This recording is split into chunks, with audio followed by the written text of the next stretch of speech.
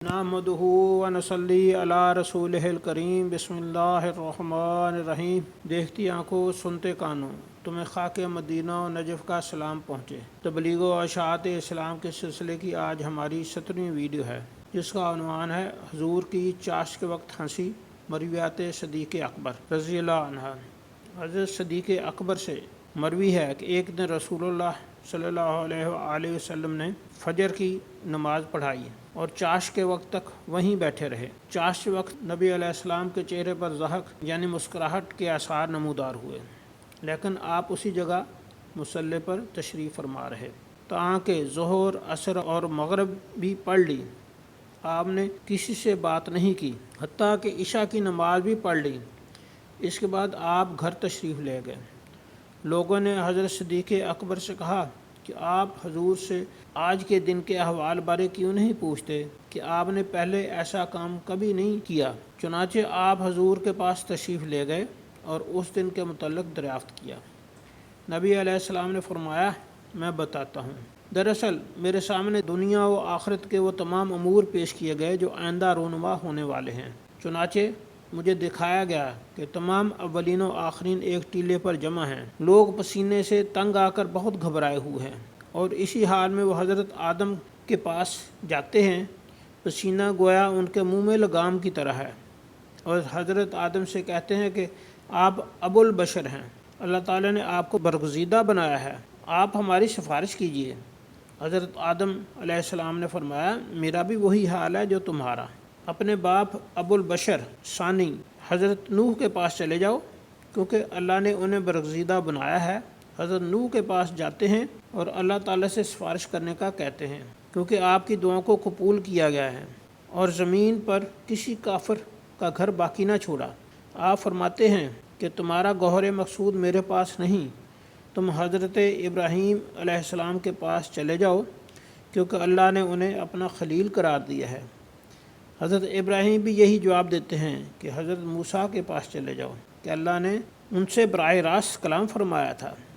حضرت موسیٰ نے بھی معذرت کر لی اور انہیں حضرت عیسیٰ کے پاس بھیج دیا کہ وہ پیدائشی اندھے اور برس کے مریض کو ٹھیک کر دیتے تھے اور اللہ کے حکم سے مردے کو زندہ کر دیتے تھے۔ لیکن حضرت عیسیٰ نے بھی معذرت کی اور کہا کہ تم اس ہستی کے پاس جاؤ جو اولاد آدم کے سردار ہیں اور جن کی قبر مبارک سب سے پہلے کھولی جائے گی۔ چنانچہ نبی بارگاہ خداوندی میں جاتے ہیں، ادھر سے حضرت جبرائیل حاضر ہوتے ہیں۔ اللہ کی طرف سے حکم ہوتا ہے کہ میرے پیغمبر کو آنے دو، انہیں جنت کی خوشخبری دو۔ چنانچہ حضرت جبرائیل نبی علیہ السلام کو یہ پیغام پہنچاتے ہیں۔ اسے سن کر آپ سجدے میں گر پڑتے ہیں، ایک ہفتہ سجدے میں پڑے رہتے ہیں۔ ایک ہفتہ گزرنے کے بعد اللہ تعالیٰ فرماتے ہیں کہ اے محمد، سر اٹھائیے، آپ جو کہیں گے ہم اسے سننے کے لیے تیار ہیں۔ آپ جس کی سفارش کریں گے وہ قبول کی جائے گی۔ حضور صلی اللہ علیہ وآلہ وسلم سجدہ ریز ہی رہنا پسند کریں گے، لیکن جبرائیل آ کر بازو سے پکڑ کو اٹھاتے ہیں اور اللہ تعالیٰ نبی کے قلب پر ایسی دعاؤں کا دروازہ کھولتے ہیں جو اب تک کسی بشر پر نہیں کھولا گیا۔ چنانچہ نبی علیہ السلام فرماتے ہیں، پروردگار، تو نے مجھے اولاد آدم کا سردار بنایا، مجھے اس پر فخر نہیں۔ قیامت کے دن سب سے پہلے زمین میرے لیے کھولی جائے گی، مجھے اس پر فخر نہیں۔ یہاں تک کہ حوض کوثر پر میرے پاس آنے والے اتنے زیادہ ہیں جو ثنا اور اعلیٰ کے درمیان فاصلہ ہے، اس سے زیادہ جگہ گھیرے ہوئے ہیں۔ اس کے بعد صدیقین کو بلایا جائے گا اور وہ آ کر سفارش کریں گے۔ پھر کہا جائے گا کہ انبیاء کو بلاؤ، چنانچہ بعض انبیاء کے ساتھ تو بڑی جماعت ہوگی اور بعض کے ساتھ 5-6 آدمی ہوں گے۔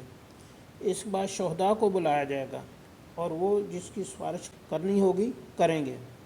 اس کے بعد اللہ تعالیٰ فرمائیں گے کہ میں ارحم الراحمین ہوں، جنت میں وہ تمام لوگ داخل ہو جائیں جو میرے ساتھ کسی کو شریک نہیں ٹھہراتے تھے۔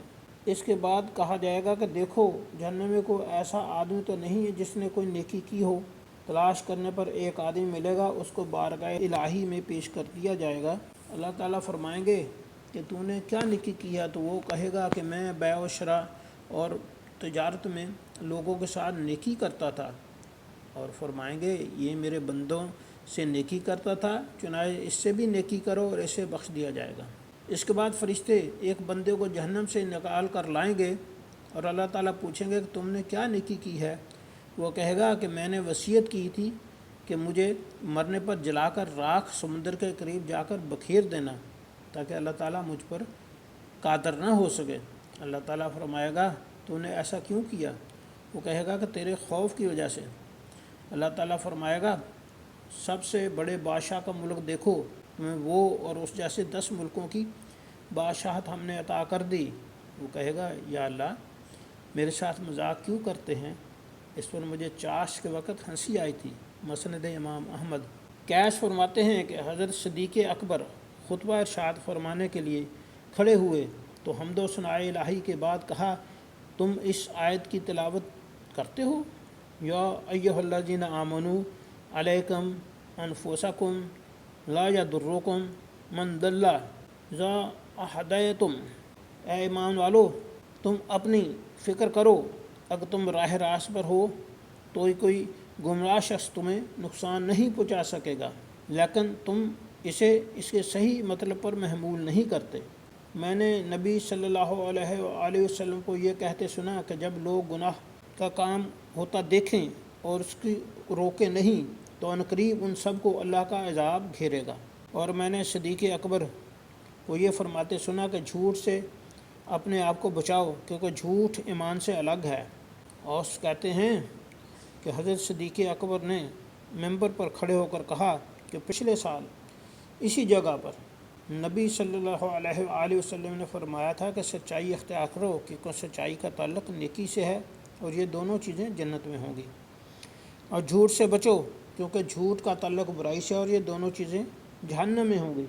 حمید بن عبد الرحمن کہتے ہیں کہ جب حضور نبی مکرم کا وصال ہوا تو ابوبکر صدیق مدینہ کے قریبی علاقے میں تھے اور وصال مبارک کی خبر سنتے ہی واپس لوٹے اور رخ انور سے کپڑا ہٹایا اور فرمایا میرے ماں باپ آپ پر قربان ہوں کہ آپ دنیاوی زندگی میں اور دنیاوی زندگی کے بعد بھی کتنے پاکیزہ ہیں۔ رب کعبہ کی قسم محمد صلی اللہ علیہ وآلہ وسلم ہمیں داغ مفارقت دے گئے۔ اس کے بعد حضرت ابوبکر صدیق اور حضرت عمر فاروق تیزی سے ثقیفہ بنی سعد کی طرف روانہ ہو گئے جہاں تمام انصار مسئلہ خلافت طے کر رہے تھے۔